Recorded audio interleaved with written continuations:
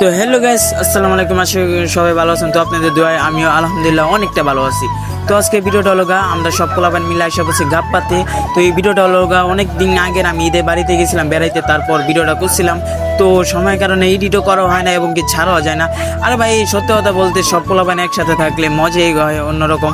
তো আমরা দেখেন গাপ পাততে আইসি, আর গাছে অনেক গাপ আছে কিন্তু সব হলো কাঁচা, পাকা গাপ একদমই কম। তো আমি এখন বাইরে যাচ্ছি, বাইরে থেকে আপনাদেরকে দেখাবো। আর এই গাছগুলোর লগে একটা ধান ক্ষেতের লগে, তো ওই যে দেখেন কত সুন্দর দৃশ্য, তোর পিছনে ধান ক্ষেত। আর তো আমি একটা গাপ এই যে ফালাইলো গাছের থেকে, তো এটা নিলাম। তো অনেক কাঁচা, একটু পাকা নাই। তো এইখানে কাঁচাগুলো আমার কাছে অনেকগুলো আছে, নিচে ঝুলে লইছি। তো এইগুলো আপনাদেরকে দেখাবো। তো দেখেন আর কত সুন্দর ধান ক্ষেত। তো ভাই আমাদের গাপ পাড়া শেষ, এখন দেখাচ্ছি আপনারা কয় গাপ পাচ্ছে। তো সব মিলে 10টা মতো পাচ্ছে। তো এটা আমার মামার হাতে, তো ওই খাইতেছে, আমারটি আমার পকেটে। তো এই যে এটা দেখাইতেছে, হয় বলাইতেছে তারও দেখাইতেছি।